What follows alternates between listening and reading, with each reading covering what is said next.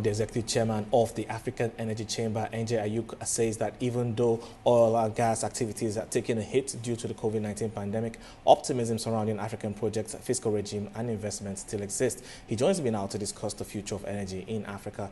Thank you so much for your time on the show today, NJ. And let's look at how this COVID-19 pandemic has put a hit on oil demand. And I'd like to get what your outlook is on that. Thank you so much for having me. COVID-19 has really hit the oil industry around Africa in fact the entire year.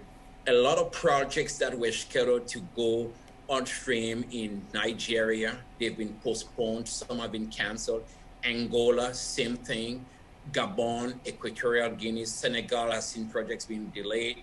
Mozambique is still struggling to get all the FIDs needed.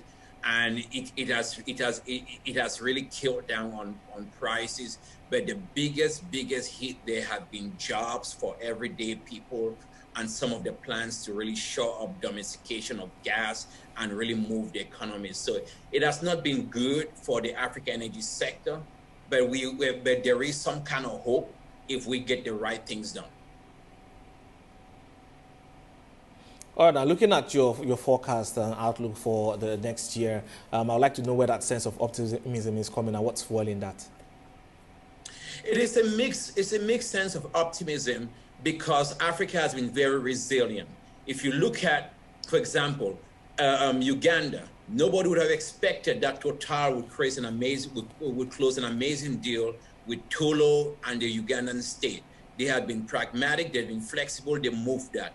Mozambique is seeing some movements on gas, and it is going to really happen with Total out there. Senegal, FID is still on track. There are going to be some delays, but these projects are going to move, and you're going to see that. On some of the petroleum products, there is some optimism, really beautiful optimism, where we were looking at the Nigerian government finally engaged in actually doing something about the petroleum industry bill. Angola has been really on track with the industry. What have they done? They've reduced taxes. They've created some kind of reforms that have moved the industry, and you've still seen some deals being signed by BP. You've seen some deals signed by Exxon on new fields. But then there's also been some disappointments, because when you look at the CEMAC region, one of the craziest and most stringent financial regulations has been happening in the Central African region that affects Cameroon, Equatorial Guinea, Congo, Gabon, where you're going to have this new forex regulation that goes up in January 2021. Is going to kill investment. It's really going to hurt that region very badly. So urging them to match what Ghana, Senegal, Nigeria, Angola, South Africa are doing to move the industry forward, because if they are not pragmatic, the oil industry is not going to wait 6 weeks for a transfer to leave that region abroad. So overall there is some optimism. You're going to see more money coming, but we got to be careful. We've got to create that enabling environment, and we also have to engage in energy transition and the movement that is currently happening in the world.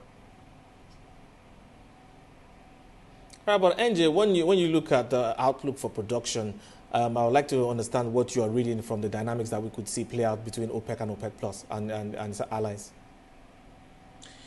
The outlook on production is going to, you're still going to see OPEC and OPEC Plus and its allies maintaining the production cuts. You've seen some of the JMCC meetings, what OPEC is predicting. OPEC doesn't want to increase volatility in the market. The more they can do to stabilize the market and get a global cut, it's really going to work. Of course, it's going to affect Africa OPEC countries like Nigeria and what they have to put out there in the market. Of course, that's going to affect Angola, and it's going to affect small producers like it. Big issue for OPEC is going to be on compliance, how to really get every country to comply. Libya has lifted its the force majeure they have, so you've seen the prices, they've tanked a little bit. But that was expected. You know, this is a fellow African country. You expect them to boost some kind of things and get the country stable again and strong again, because we all love Libya. We want to see our brothers and sisters, they're doing well. But the OPEC cuts are really going to affect. But this is also a time for us to plan and engage in gas monetization and really do that. Don't forget, not all African producers are members of the OPEC or OPEC Plus agreement. So you're going to see a lot of small producers that still gives room for a lot more to be done in the continent. All right, NJ, I'm afraid that's where we have to leave it for now, but very interesting insights you put forward on the future of energy and oil in Africa. NJ Ayuk is the executive chairman of the Africa Energy Chamber.